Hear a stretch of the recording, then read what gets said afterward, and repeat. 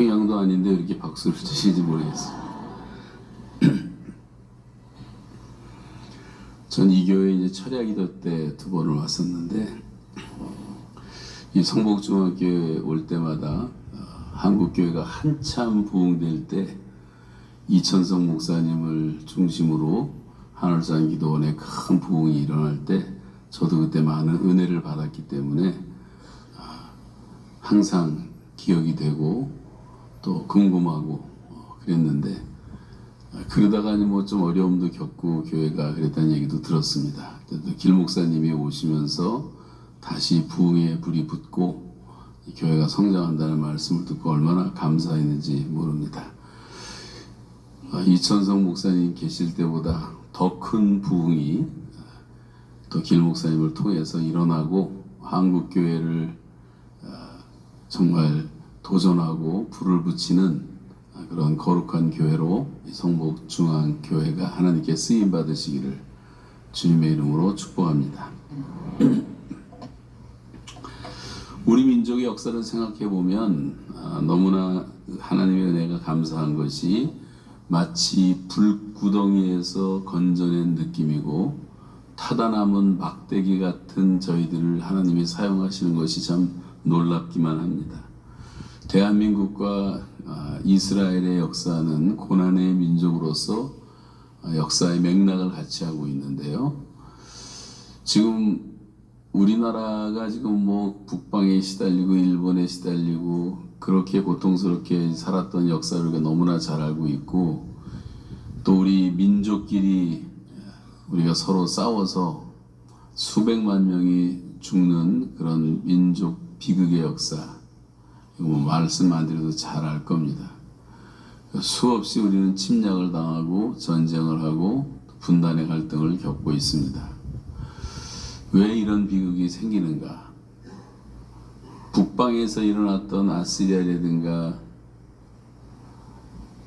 로마 제국이라든가 바벨로니아라든가 이런 제국 때문에 이스라엘이 항상 고통을 당했고, 남방의 애굽에까지 노예 생활을 400년 동안 하기도 하고, 나라가 갈라지고 남왕국과 북왕국으로 나눠지기도 하고, 또 예루살렘이 멸망하면서 2500년 동안 나라 없이 살던 민족, 가장 지구상에서 서러운 민족이 지금 지구를 먹여 살리는 그런 특별한 민족이 된 것을 잘 알고 있지만, 우리나라도 마찬가지입니다. 반만 년 동안 우리는 북방에서 제국들이 일어날 때마다 수없이 공격을 당하고, 중국의 청나라를 비롯해서 몽골 제국을 비롯해서 수백 년씩 우리를 괴롭혀 왔습니다.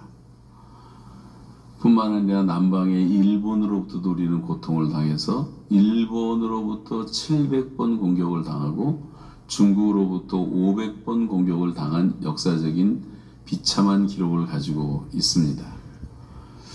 그런 우리 민족을 하나님이 이렇게 사용하실까?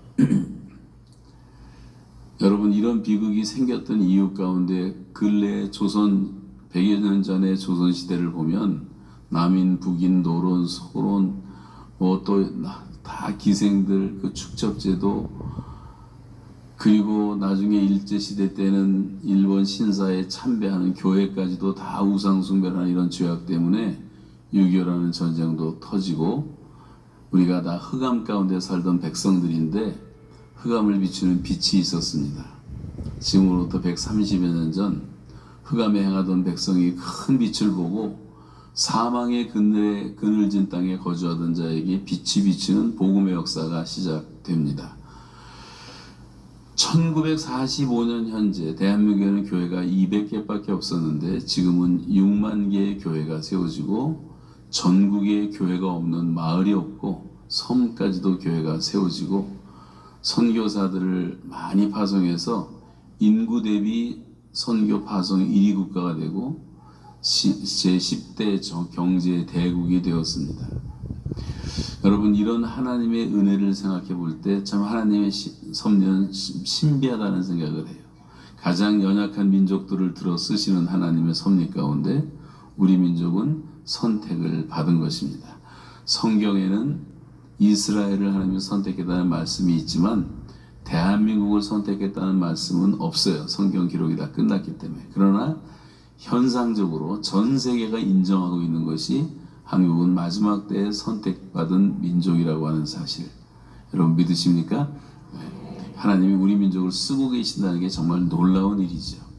그리고 대한민국을 정말 동방의 빛으로 세우셨을 뿐만 아니라 온 세계를 복음화하는 그런 복음의 도구로 사용하고 계신 것이 틀림없습니다. 자, 그러면 우리가 어떻게 이런 부흥을 경험하게 되었는가? 짧은 기간 동안에 대한민국이 이런 큰 축복을 받게 된 10가지 원리가 있는데 오늘 다 말씀 못 드릴 것 같고, 그 첫 번째 원리가 하나님께서 우리 민족을 택하신 이유가 그 지도자들의 비전 때문인데, 지도자들이 교회 개척이라는 비전을 갖고 있었어요. 성경은 비전이 없는 백성은 망한다고 말합니다.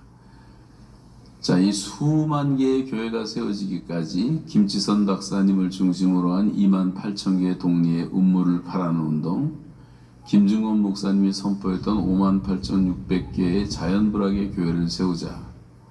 그래서 합동 측과 통합 측에 도전을 해서 만교회를 세우는 운동을 일으켰는데, 성경은 믿음대로 된다고 하신 말씀처럼 지금 통합 측, 또 이 교회가 속해 있는 합동 측 다 만교회가 넘었습니다. 여러분 다 믿음대로 되는 것입니다. 그래서 우리가 외쳐온 것이 예수한국, 성서한국, 선교한국, 통일한국. 그래서 이런 나라를 주시도록 기도했고, 그래서 1970년대에 오면서 사상 유례 없는 폭발적인 교회 성장이 대한민국에서 이루어집니다.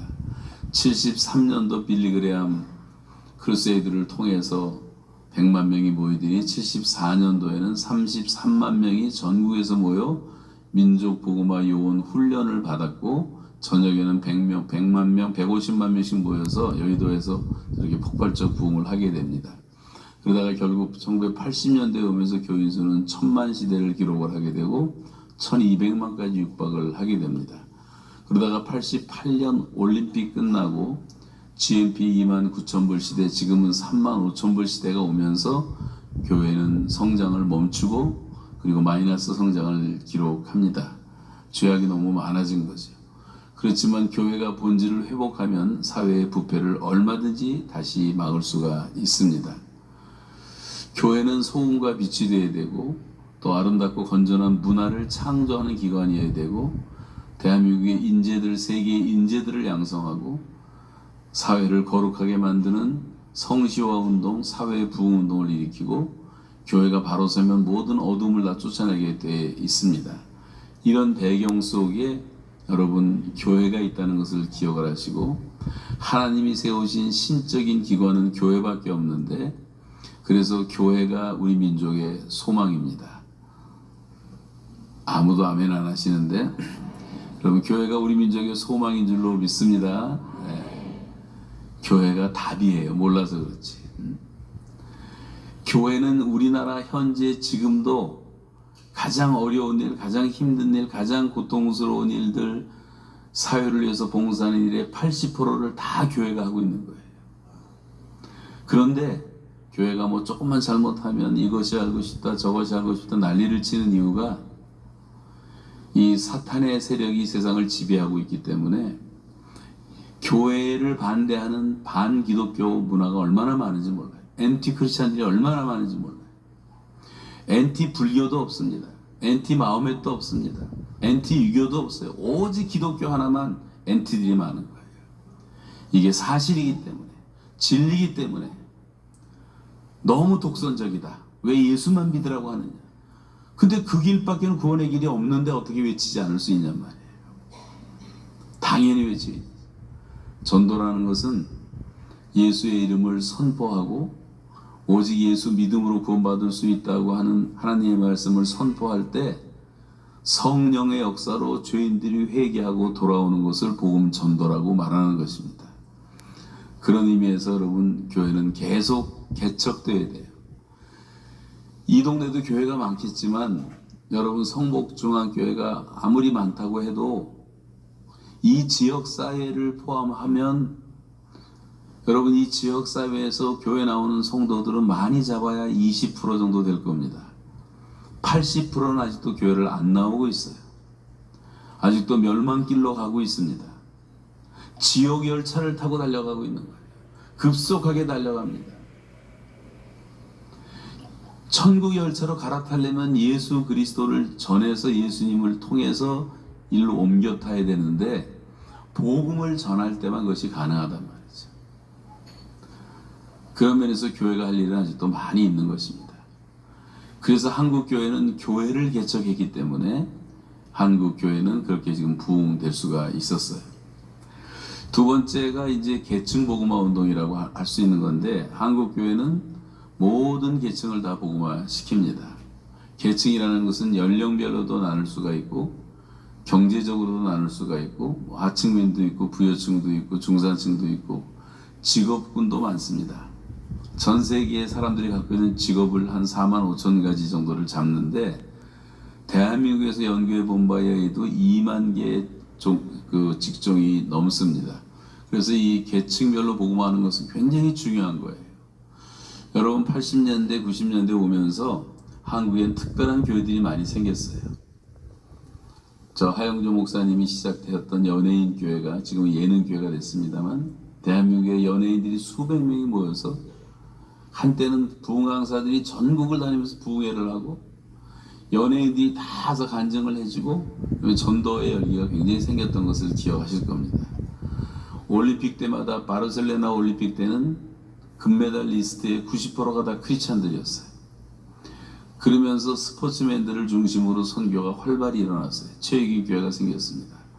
우리나라의 젊은이들 60만 명이 군대를 가 있는데 전군 신자와 운동이 생겨서 지금도 1주, 2주에 5천 명씩 진중 세례를 받고 있습니다. 엄청난 이 복음화 전략이었죠. 창조과학회가 생겨서 창조과학 교과서가 생기기 시작하고, 대통령 조찬기도회가 생기고, 국가 조찬기도회가 생기고, 대전에 가면 대덕단지라는 곳에 있는데, 지난번 연합회에서 한번 오라 해서 갔더니 이 큰 교회에 한 2천 명 모였는데 대부분 다 박사들이었어요. 크리스찬들이 얼마나 박사들이 많은지 몰라요.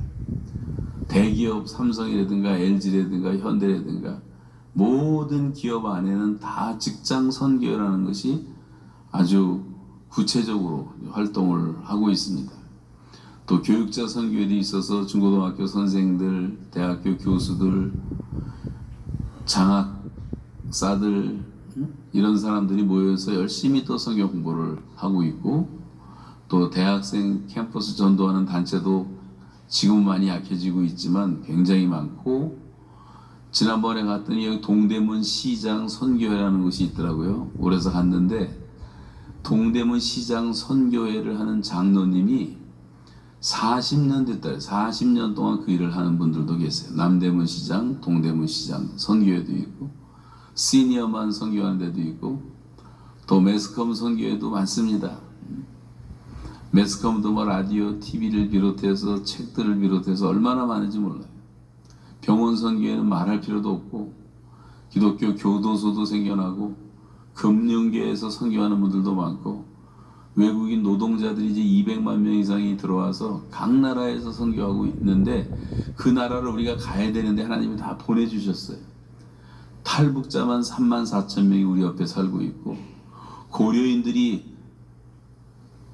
스탈린에 의해서 강제 이주 정책으로 흩어졌던 러시아에 살던 고려인들 가운데 8만 5천 명이 지금 한국에 와서 살고 있습니다.